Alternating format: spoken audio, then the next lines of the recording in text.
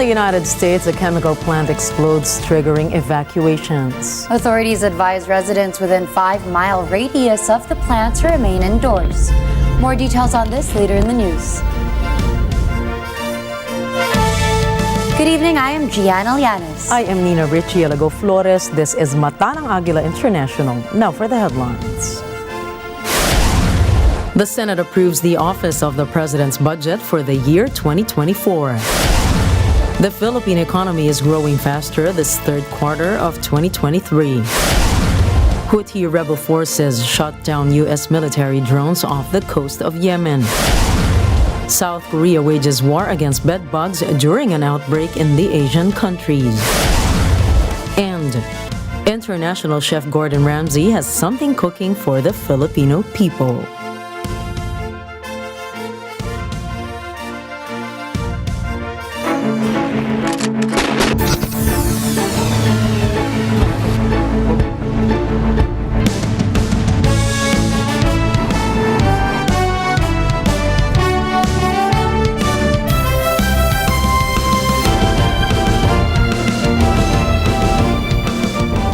The Senate has approved the 10.4 billion peso budget of the Office of the President for 2024. This includes a 2.3 billion peso allocation for intelligence funds. Cristina Aguirre reports.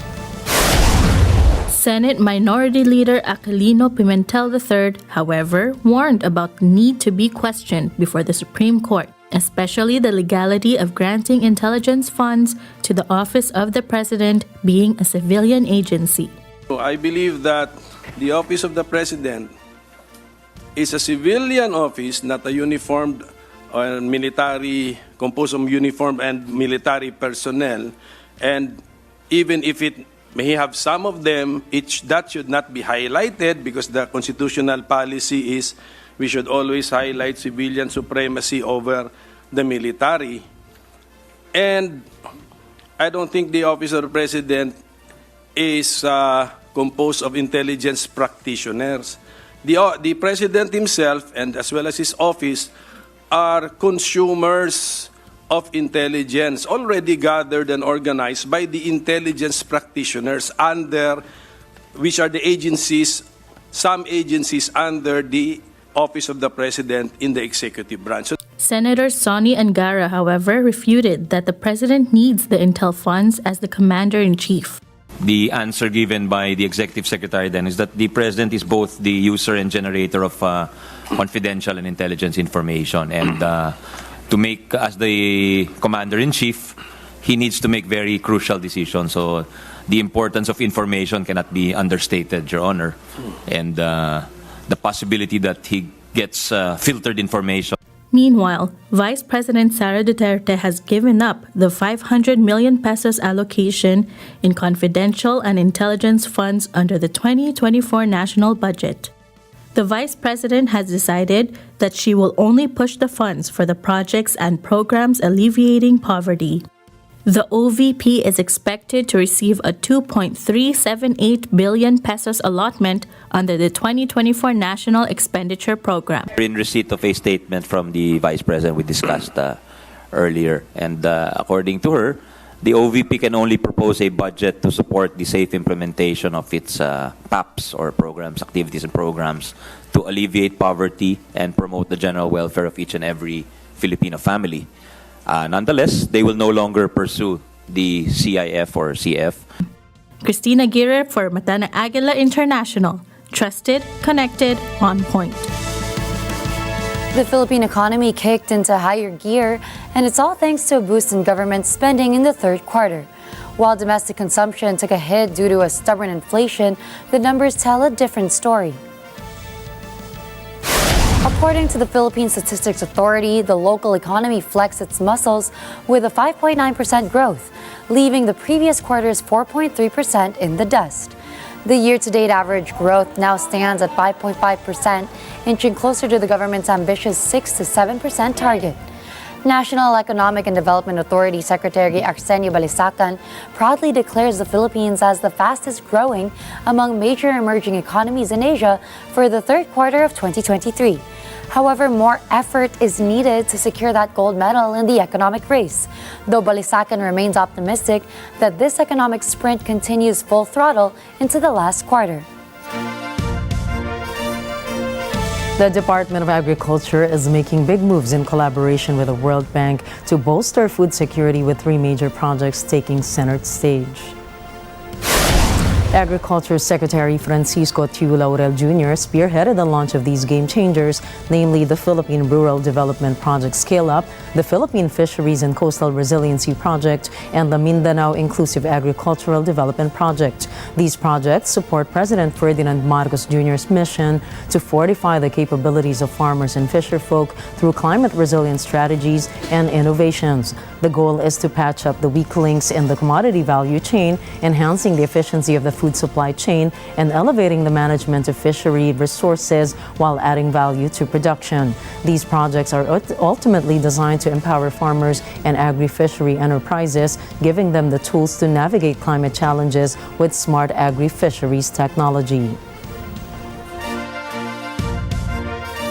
Agasa reports that the El Niño phenomenon will affect over 47 provinces in the Philippines by the end of November. Pagasa's officer in charge, Nathaniel Servando, explains that 9 provinces in Luzon and 1 in the Visayas are in for a dry spell. Meanwhile, dry conditions will spread their influence over 37 provinces nationwide, with 28 in Luzon, 8 in the Visayas, and 1 in Mindanao. A dry spell means enduring 3 consecutive months of below normal rainfall, a 21 to 60% reduction from the average.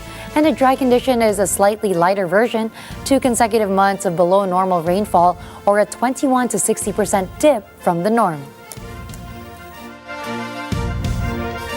Pulse Asia's survey shows that the majority of Filipinos believe that Philippines should strengthen its economic ties with the United States and Japan. The survey resulted in top 5 nations, where lies the U.S., Japan, Australia, Canada, and the European Union.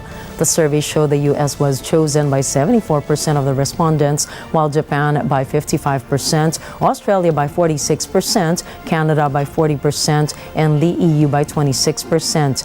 Meanwhile, other nations outside of the top 5 are the United Kingdom with 21%, China with 19%, and India with 4%. Local think tank START-based Albert Del Rosario Institute said the U.S. and Japan are the Philippines' largest trading and investment partners. The Manila Electric Company, or Meralco, has announced that it will increase its generation and transmission charge this month of November. Meralco said it will implement an adjustment of 0.2347 pesos per kilowatt hour in the electricity rate. This translates to an approximate increase of 47 pesos in the overall electricity bill of customers consuming 200 kilowatt hours. Meanwhile, the generation charge went up by 0.0671 pesos per kilowatt hour. Transmission charges, on the other hand, have gone up by 0.1211 pesos per kilowatt hour for residential customers. This is due to the ancillary service charges by the National Grid Corporation of the Philippines. Meralco's distribution charge, however, remains at 0.0360 pesos per kilowatt hour reduction.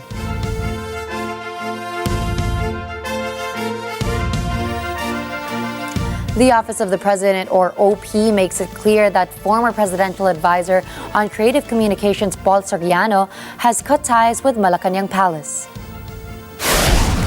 This revelation came to light during a budget presentation sparked by Senator Coco Pimentel's curiosity about the funds behind the controversial London ad slogan. In May 2023, the slogan, "We give the world our best," made headlines, featuring the image of Nurse May Parsons, the UK's COVID-19 vaccine pioneer.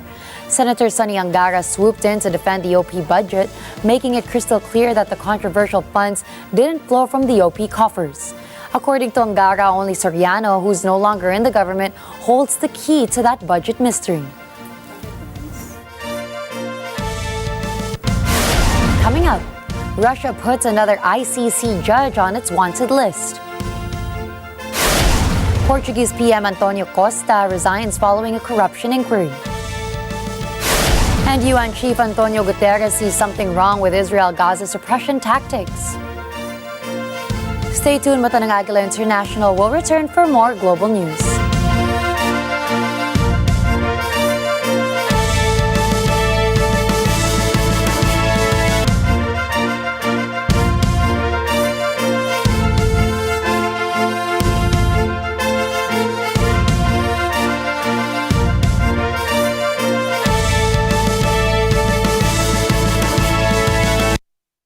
This portion is brought to you by 318 Automart. We take great pride in how much we have grown and evolved over the years. And with growth comes transformation, intentional and focused in every way. Marking a new chapter, we have injected fresh energy into our brand, with a vibrancy that equals our vision for today and tomorrow. We unify everything we stand for, and our dedication to thinking forward and flourishing in how we empower both people and the planet. In a synergy of symbols, we demonstrate our commitment to providing reliable and sustainable energy, the passion to drive us to serve, the clarity of our purpose, and the harmony and growth we envision for the Filipino. Under this re-energized brand, we express our strength in our roots, our diversity, and sustainability. San Miguel Global Power, giving you the power to celebrate life.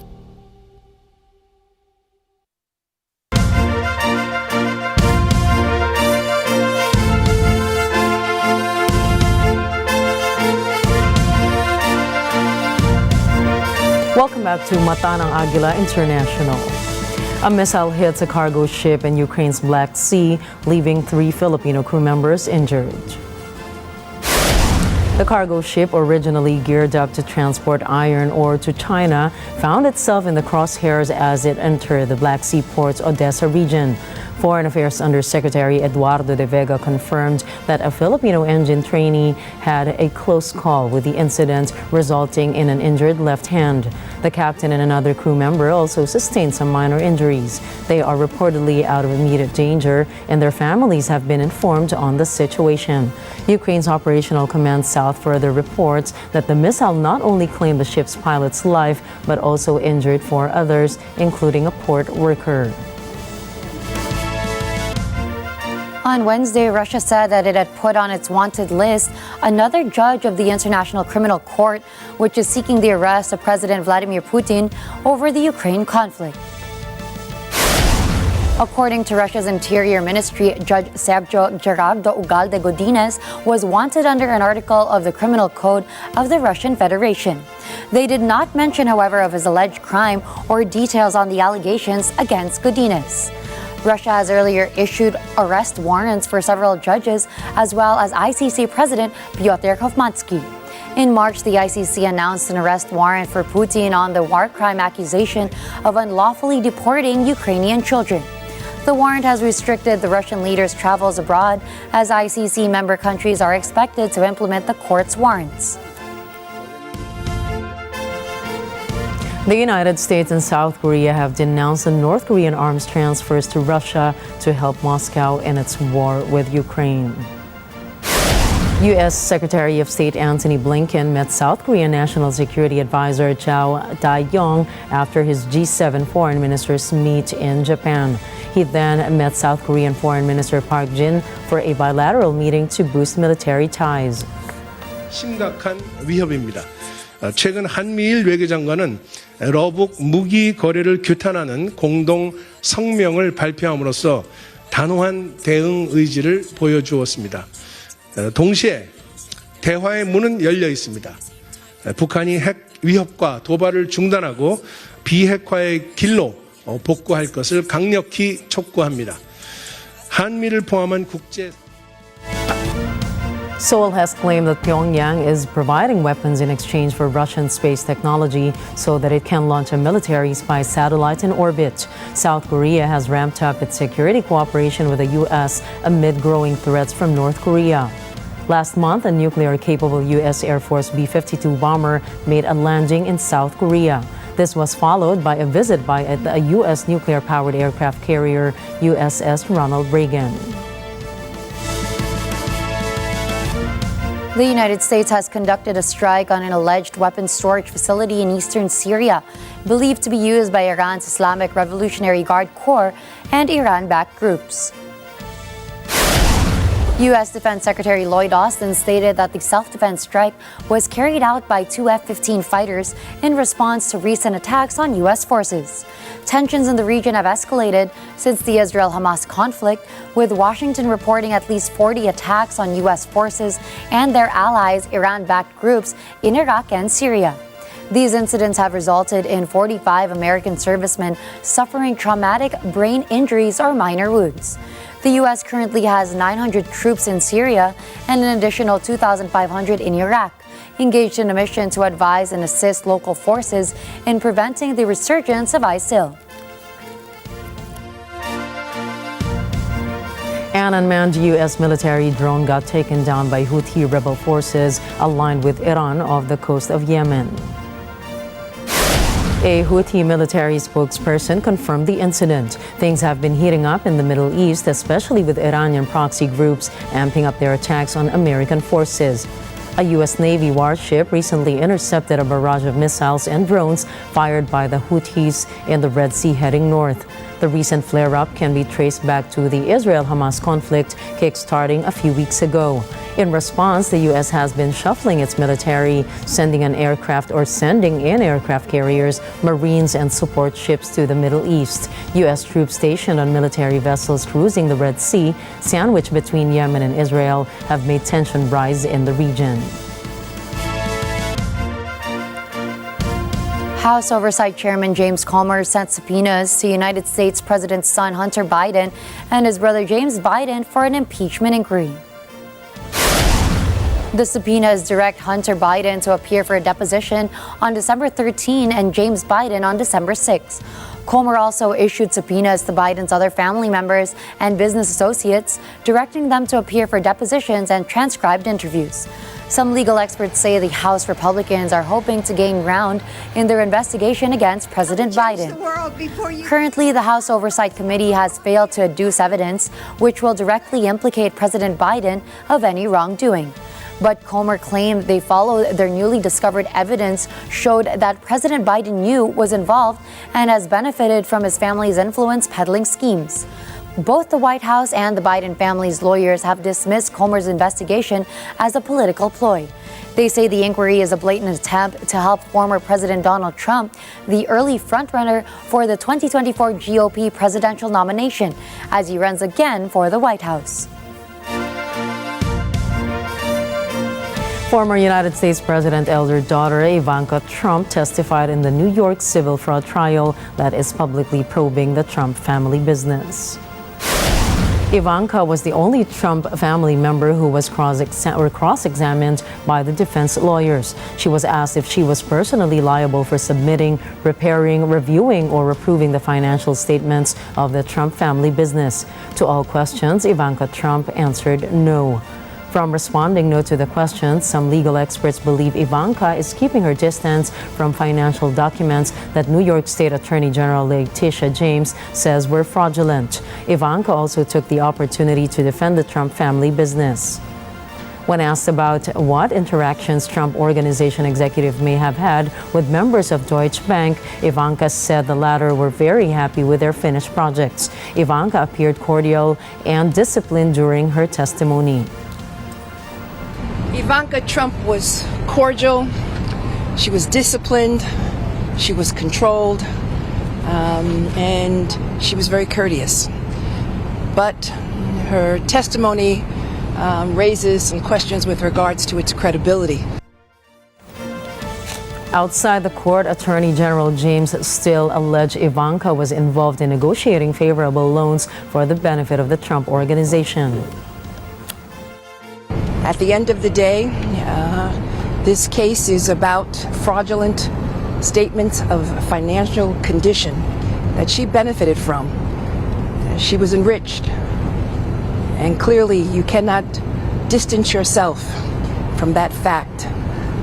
The documents do not lie, the numbers do not lie. And despite the fact that she was very, very nice and very friendly, the facts basically demonstrate the truth. Thank you. Some legal analysts took notice of the pattern of questioning by Trump's defense lawyers. They said Trump's team seeks to establish the fact that no financial institution or anyone else suffered because of the Trump Organization's deals. Trump's legal team is also expected to begin their defense next week with the goal of being done by mid-December. Portuguese Prime Minister Antonio Costa announces his resignation after he was embroiled in a corruption investigation into the awarding of energy-related contracts. Elise Danielle tells us more. Portuguese public prosecutors say the probe involving Prime Minister Antonio Costa and others covers alleged misuse of funds, active and passive corruption by political figures, and influence peddling. Costa will also be investigated independently for allegedly intervening personally to speed up awarding of license for lithium exploration and hydrogen production. In a press conference, Costa says the duties of Prime Minister are not compatible with any suspicion of his integrity. He then presents his resignation to the President of the Republic. Portugal's head of state, Marcelo Rebelo de Sousa, accepts Costa's resignation. De Sousa calls for a meeting of parliamentary parties to organize an early election.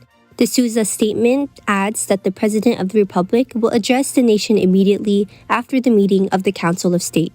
Elise Danielle for Matanang Agila International. Trusted, connected, on point. Brazilian federal police have apprehended 2 individuals with alleged ties to the Lebanese militant group Hezbollah. The suspects were reportedly planning to carry out terror attacks against a Jewish community in Brazil. Investigators believe that the group under scrutiny was plotting attacks on buildings associated with Brazil's Jewish community. The arrests were part of a police operation aimed at disrupting preparations for potential acts of terrorism and gathering evidence regarding the suspected recruitment of Brazilians for extremist activities. Israeli Prime Minister Benjamin Netanyahu expressed gratitude to Brazilian security services for their efforts in apprehending a terrorist cell linked to Hezbollah, preventing a potential attack on Israeli and Jewish targets in Brazil. South Africa's International Relations Minister Naledi Pandor outlined 7-point peace plan for Gaza. She calls for an immediate ceasefire in Gaza and the opening of humanitarian corridors to allow aid to reach injured and displaced people. She asserts that the United Nations should start a longer-term peace process in the Middle East region and begin setting up parallel states. Pandor also urged all parties to exercise restraint and to desist from fueling the conflict, including stopping the supply of weapons as part of the path to peace. She believes the Middle East region needed to be declared a nuclear weapon-free zone. Pandor insists on using a UN rapid deployment force in Palestine with mandate to protect civilians from further violence.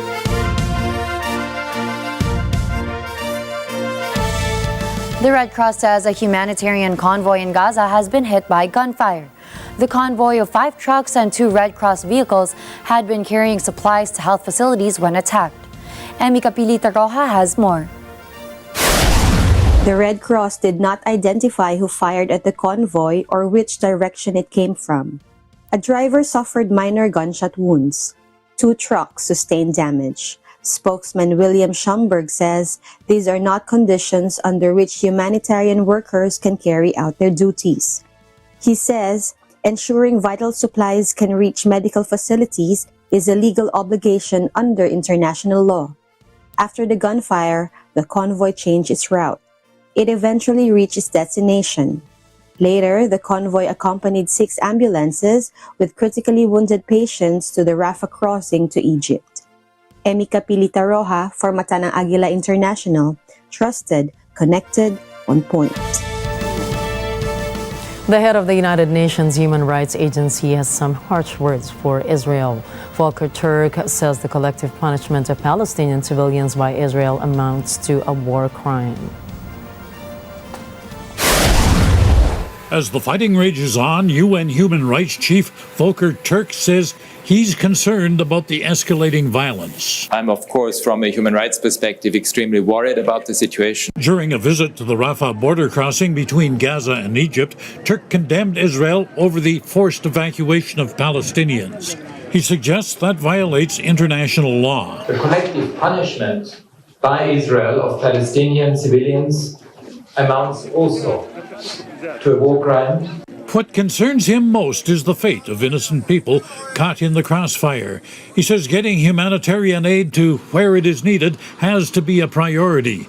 Turk says it continues to trickle in, but there are regions of Gaza that are getting nothing. There is an urgent humanitarian imperative to reach the population that is increasingly isolated, including in the north and middle areas of Gaza, cut off from the very limited aid that is entering Gaza. Bottom line, Turk says this conflict has to be resolved. It is really important that a solution is found to end the violence and to get out of this horrible humanitarian and human rights situation for what's happening in Gaza. The fighting has gone on for more than a month now, and there are no signs that either side has the political will to put down arms and come up with a plan to deal with Gaza.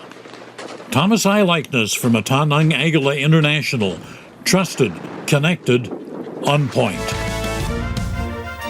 The crime rate in the Philippines from January to October has dropped by around 8% this year compared to the same period in 2022. The Philippine National Police, or PNP, said an 8.24% decrease was recorded in index crimes, or crimes against persons and property. From 34,908 index crime cases, there was a decrease of 2,877 cases this year. The PNP also recorded an 8.18% drop in focused crimes, which include murder, homicide, physical injury, rape, robbery, theft, carnapping of motor vehicles, and carnapping of motorcycles. Last year, focused crimes in the country hit a number of 34,702. This year, only 31,864 focused crime cases were logged. For most wanted persons, 63,486 were arrested, while 341 surrendered to authorities. Authorities also arrested 7,914 individuals due to loose firearms. Meanwhile, 25,174 firearms were recovered, surrendered, or confiscated. In the illegal drugs campaign, the PNP said 48,454 individuals were arrested, while over 9.7 billion worth of prohibited narcotic drugs were seized in over 30,000 operations. Authorities also arrested 732 people for alleged involvement in cybercrime. These operations resulted in the rescue of 4,096 cybercrime victims.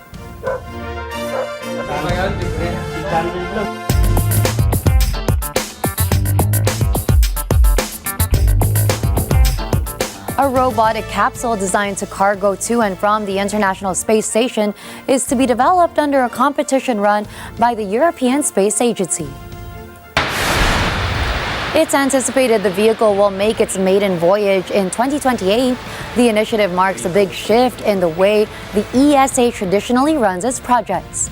The competition's winner will receive some funding and technical support from the agency, but it must operate the capsule on a commercial basis. If the endeavor is successful, the company behind the new capsule may be asked to upgrade it so it can also carry ESA astronauts into orbit, based on a commercially contracted service. The competitive procurement model has worked extremely well for the American Space Agency. NASA used to own and operate all its space vehicles, but when the famous space shuttles were retired, it opted instead to start seeding new providers, giving birth to powerhouse firms like SpaceX and Lockheed Martin.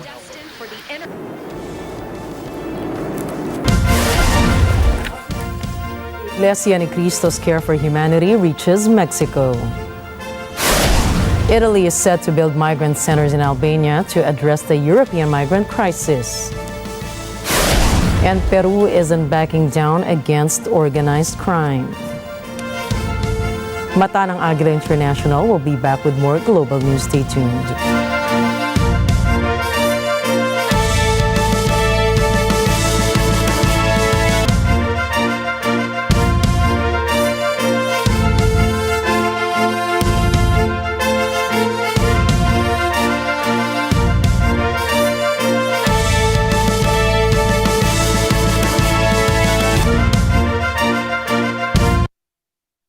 This portion is brought to you by North Luzon Express Terminal.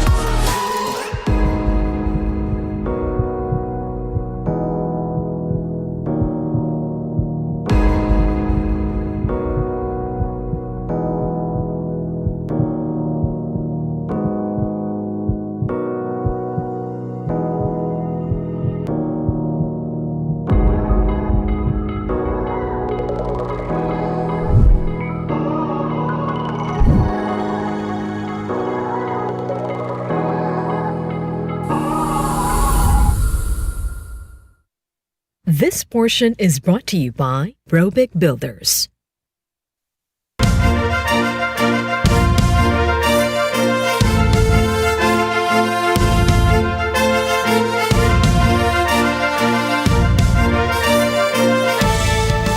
The Care for Humanity program of the Iglesia ni Cristo has provided food packages to hundreds of residents of Huachinango in Mexico. Alma Domingo tells us more.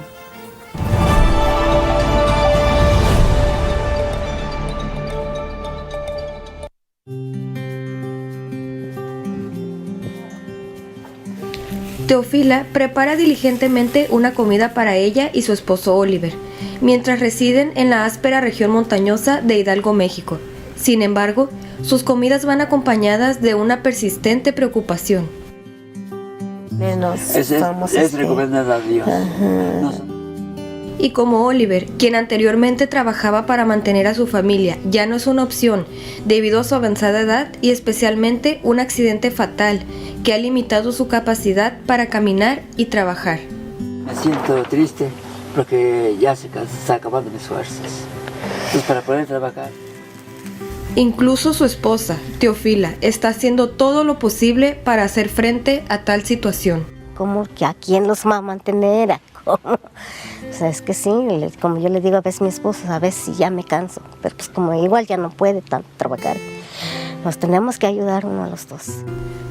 Ambos residen en Hidalgo, una región dentro del estado de Puebla al norte de México.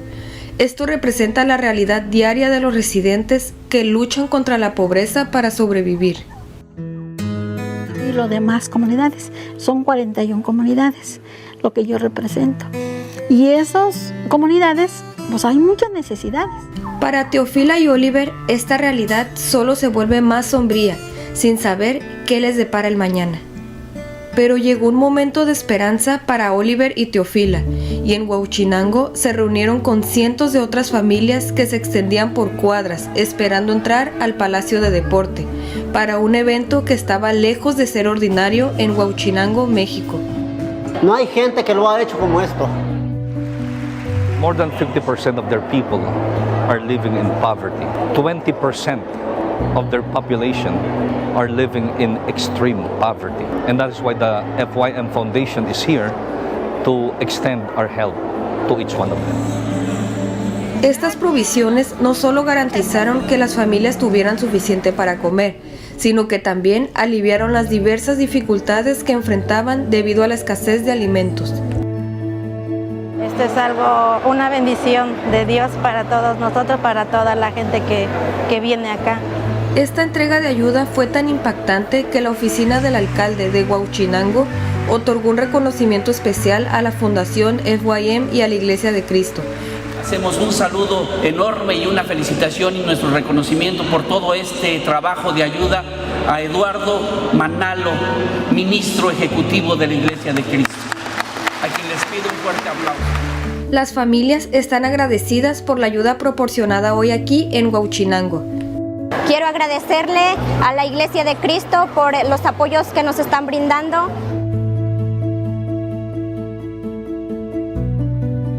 Especialmente para Teofila y Oliver, una de las cargas en su vida se ha aliviado al brindar ayuda a las familias necesitadas.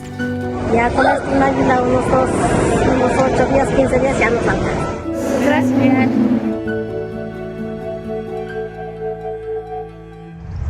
Huauchinango, México, seguirá presenciando los esfuerzos compasivos de FYM Foundation a través de la ayuda oportuna como la que se ha visto hoy aquí, dejando un impacto positivo y mejorando las vidas y las comunidades. Huauchinango, México, Alma Domingo, Worldwide Lingap, Samamamayan, cobertura especial. The giant pandas at the Smithsonian National Zoo in the U.S. Capitol have begun a one-way trip back to China. Miao Xiang and Tian Tian and their 3-year-old cub Xiao Qiji have been put on board a special cargo plane for the 19-hour journey to Chengdu, China. Julian Bukayan has more. The pandas will travel in ventilated crates that have been stocked with apples and bamboo. After being driven under escort to the airport, the pandas were loaded onto the plane, which took off shortly after midday. The pandas first arrived at the zoo in 2000. The departure is not unexpected because of a long-standing contractual agreement. But it comes at a time when it is seen as a symbol of worsening relations between Washington and Beijing. Relations between the two countries have hit dramatic lows in the last few years over trade, human rights, export controls, and the status of US-backed Taiwan. Given the strains between Washington and China, especially over Taiwan, it is not surprising that Chinese authorities are allowing panda contracts with US zoos to expire. Only a few pandas remain in North America, with no plans yet for replacements. Julian Bukayan from Matanang Agila International, trusted, connected, on point. On Thursday, French President Emmanuel Macron opened a Gaza Aid conference with an appeal for Israel to protect civilians as it fights Hamas. The gathering in Paris brought together officials from Western and Arab nations, the United Nations, and non-governmental organizations. The aim provides urgent aid to civilians in the Gaza Strip as Israeli authorities were not participating in the talks. Macron called for a humanitarian pause in the war and addresses Palestinian enclave's growing needs, including food, water, health supplies, electricity, and fuel. This in spite Israeli Prime Minister Benjamin Netanyahu has said that there will be no ceasefire and fuel with Hamas unless hostages are freed. Thursday's aid conference has been put together in a hurry on the sidelines of the annual Paris Peace Forum on November 10 to 11. The Prime Ministers of Greece, Ireland, and Luxembourg will attend, along with the top European Union officials, Charles Michel and Ursula von der Leyen. No joint declaration is planned at the end of the conference. Hundreds of migrants traveling in a caravan through southern Mexico have blocked a customs office. They want travel permits so that they can continue their journey to the U.S. border. Danica Lee reports. The migrants say they are not asking for anything that is not given to tourists when they arrive in Mexico. They say they simply want a document to be safer. Without papers, they cannot travel by bus. They fear they will be preyed upon by criminals, smugglers, and extortionists if they continue walking. This latest caravan began on October 30th when thousands of migrants set out on foot. Most come from Central and South American countries where they are trying to escape poverty and violence. Earlier this year, the Mexican government gave migrants on a similar journey 45-day travel permits. Mexico's Refugee Aid Commission has issued a statement saying it will not issue travel visas. Danica Lee for Matanang Agila International, trusted, connected, on point. Italy is planning to establish 2 detention centers in Albania to accommodate migrants attempting to reach its shores.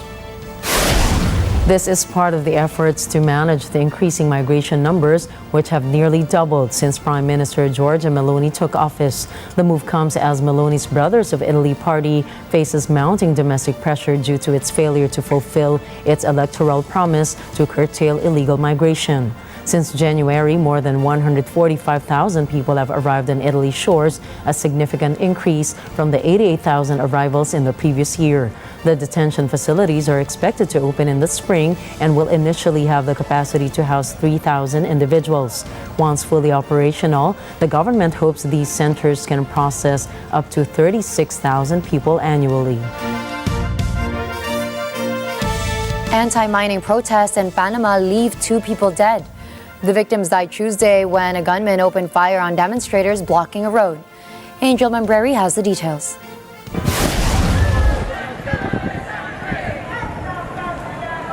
Video circulating on social media shows a gunman opening fire on people blocking the highway that links Panama to the rest of Central America.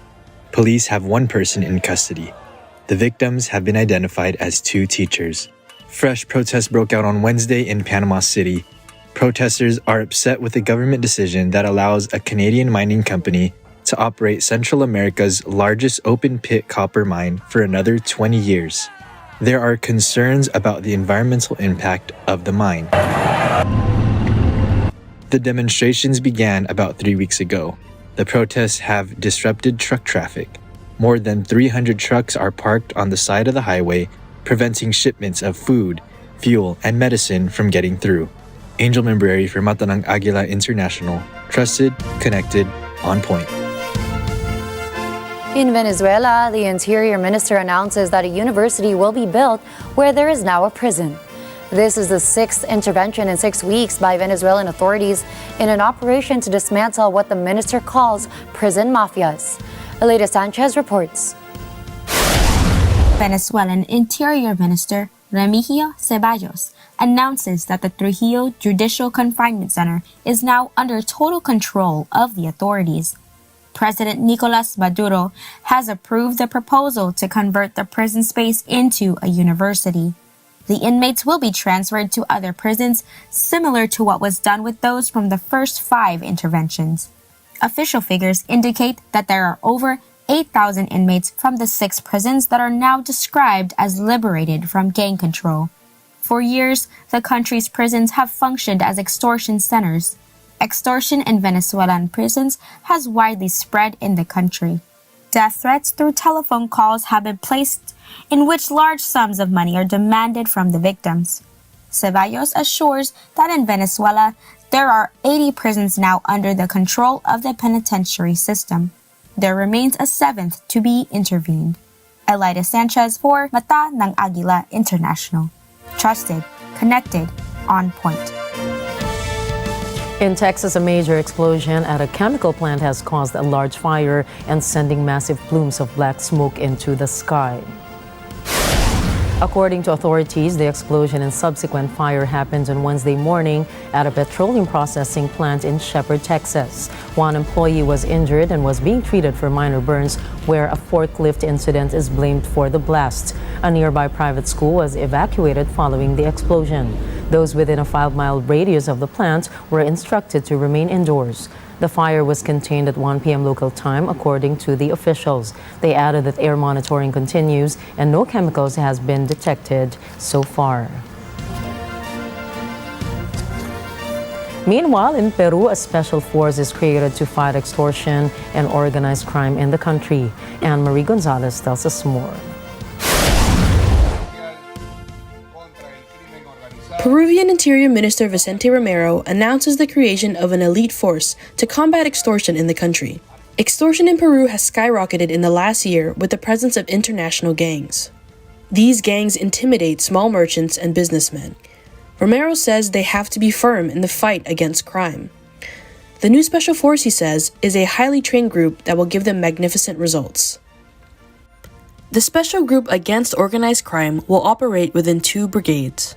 One with 130 agents dedicated to dismantling extortion networks that include Peruvians, Venezuelans, and Colombians. Romero states that organized crime has changed substantially in recent years in Peru. This after the migration crisis in Venezuela, firearms trafficking, and the presence of gangs such as the Tren de Aragua of Venezuelan origin. Between January and August, Peru recorded close to 13,000 complaints compared to 8,500 cases in the same period in 2022. This was an increase of 33%. Every hour, there are 2 cases of extortion in the country. Extortion in Peru is punishable with a minimum of 10 years in prison and up to life in serious cases that involve injuries or the death of the victim. Anne-Marie Gonzalez from Mataning Agila International, trusted, connected, on point.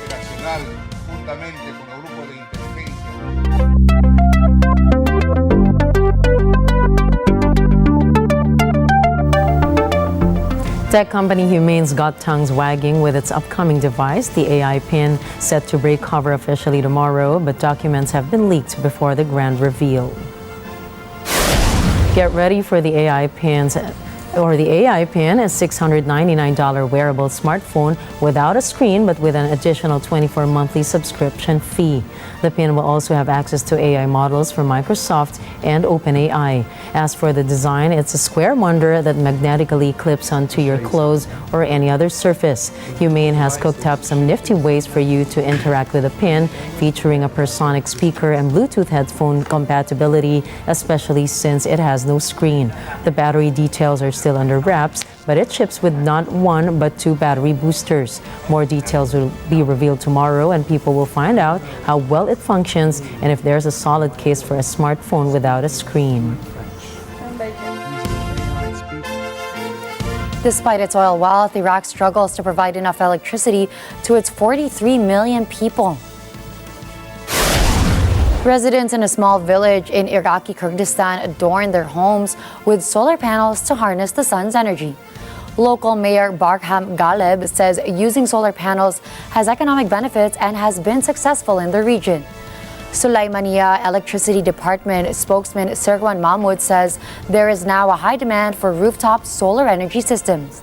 He says the Iraqi Ministry of Electricity also signed contracts with companies to install 3 solar power stations in the Kurdistan region. Coming right up, South Korea wages war against bedbugs. Gordon Ramsay is set to touch base with his Filipino fans. And SAG-AFTRA and Hollywood studios agree on a deal to end the strike. Catch more news in sports and entertainment when we return.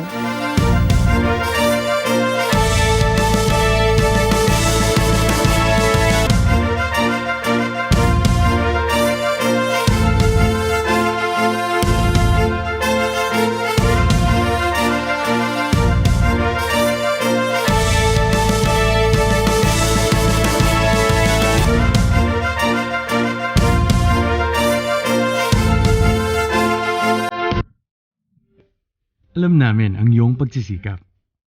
Dama namin ang iyong mga sakripisyo. Kita namin ang pagharap mo sa bawat pagsubok. Kaya sa kabila ng mga hamon ng buhay, nandito kami para umalalay. Kasi katulad mo, gusto rin namin ang magandang bukas para sa kanya. Hatid namin ang dekalidad na edukasyon at makabagong pasilidad sa abot kayang halaga. Kaya huwag ka na mangamba. Sasamahan ka namin tuparin ang mga pangarap niya.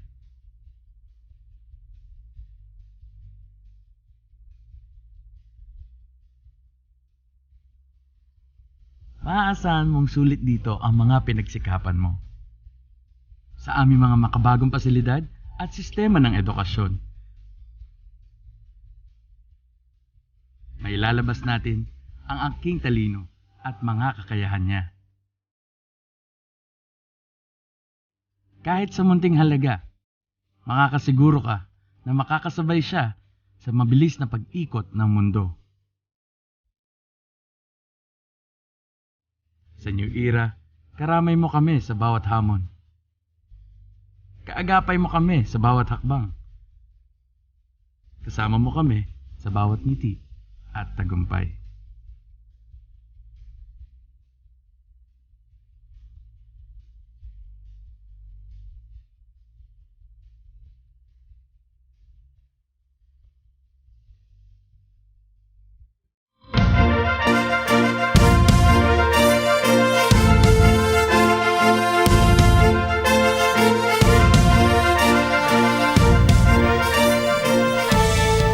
After making Britain and France anxious and itchy, bedbugs are now taking over South Korea. As of this week, South Korea has confirmed 30 cases of bedbug outbreaks nationwide, 17 of which have happened in Seoul, Busan, and Incheon. The situation has forced the government to declare war on bedbugs. Authorities will conduct a 4-week inspection of vulnerable locations, including public bathhouses and lodging facilities, and disinfect where the bugs are found. Hygiene state personnel also asked travelers to disinfect themselves and their luggage properly. Local news says the bedbugs are thought to have originated in France. Other reports say the bedbug outbreak has reached Singapore and Indonesia. Meanwhile, 4 men are facing charges in relation to the theft of an 18-karat gold toilet that was stolen from an English country house.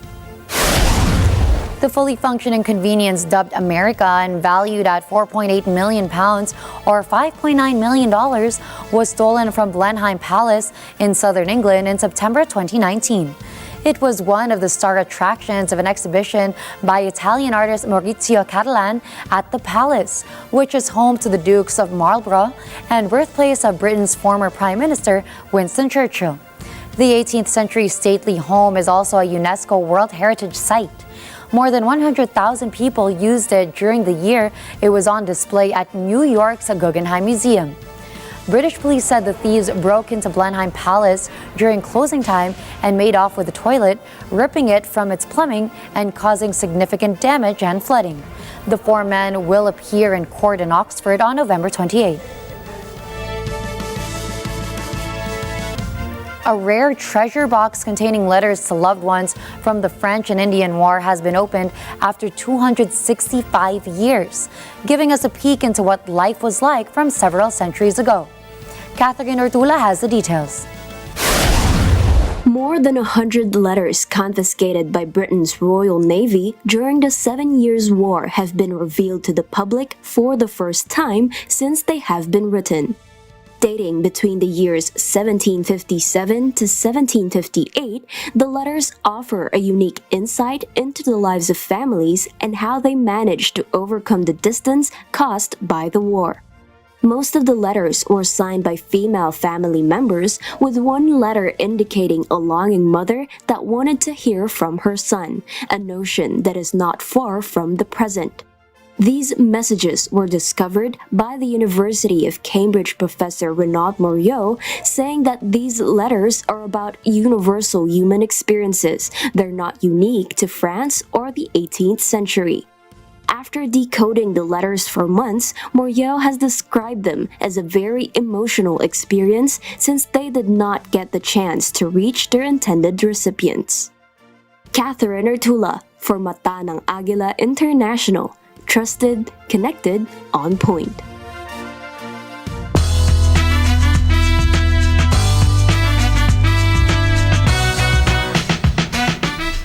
Former Grammy Award CEO Neil Portnow is being sued by a woman who claims she was assaulted in 2018. A woman, an internationally known musician who was not named, filed a lawsuit Wednesday against the former CEO of Grammy Awards, Neil Portnow. The lawsuit was filed in a state Supreme Court in Manhattan under the Adult Survivors Act, which was passed last year and allowed a temporary window for those who allege sexual assault to file past the state's usual deadlines. According to the complainant, she met Portnow in early 2018 and had set up a meeting to interview him at his hotel in New York City later that year. She claims that the ex-Grammy CEO gave her something to drink at the meeting. As a result, she intermittently lost consciousness and that Portnow then proceeded to assault her. She also mentioned in the lawsuit that she had reached out to the Academy about the incident in late 2018. A spokesperson for Portnow said in an email to the Associated Press that the accusations were, in their own words, completely false and undoubtedly motivated by Mr. Portnow's refusal to comply with the plaintiff's outrageous demands for money and assistance in obtaining a residence visa for her. The Gordon Ramsay Bar and Grill is setting roots here in the Philippines, offering the iconic beef Wellington and other signature dishes to foodies and fans alike. Kevin Tan, the chairman of Newport World Resorts, expressed his excitement over their partnership. showing his excitement to have partnered up with the iconic celebrity gourmand in a new endeavor, adding that customers can look forward to more exciting announcements from them in the next few months. Gordon Ramsay Bar and Grill is known for its signature rare breed steaks, which are aged on site in specialist Himalayan salt lockers before being grilled for the best taste and quality. Customers will be able to choose from a daily selection of native and rare breed prime beef cuts, which are sourced from its artisan suppliers and dry-aged for a minimum of 35 days. Ramsay is a multi-Michelin-starred chef who has opened various restaurants in different parts of the world. He is best known for cooking shows such as Kitchen Nightmares and MasterChef US. The actors' strike finally comes to an end after 118 days, with work stoppage ending at 12:01 a.m. on Thursday. SAG-AFTRA has officially reached a tentative agreement with film and television studios, ending the longest actors' strike in history. The announcement came on Wednesday that the union's negotiating committee approved the deal on a unanimous vote after SAG-AFTRA and the studios spent the last several days finalizing the deal that includes protections for actors against artificial intelligence, plus a streaming participation bonus. The most notable deal is the historic pay increase, with most minimums increased by 7%, which is 2% above the pay increases received by the Writers Guild of America and the Directors Guild of America. The union is expected to hold celebrations throughout the United States. The full details of the agreement are expected to be released Friday after the National Board vote.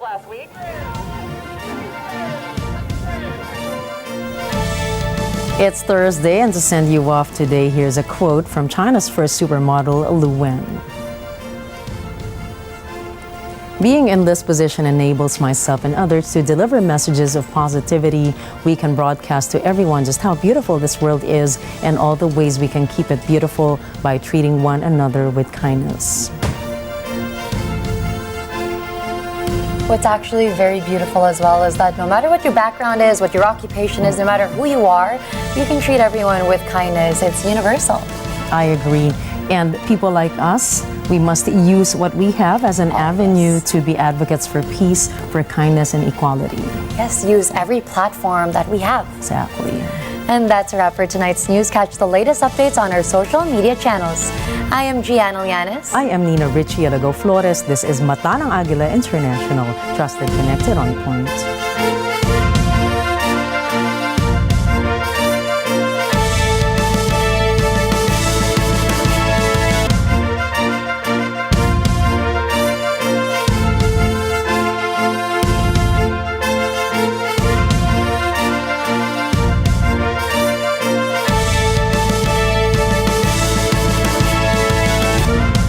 For choosing Mata ng Agila International, your trusted news source, connecting you to the world and on point with stories from around the globe.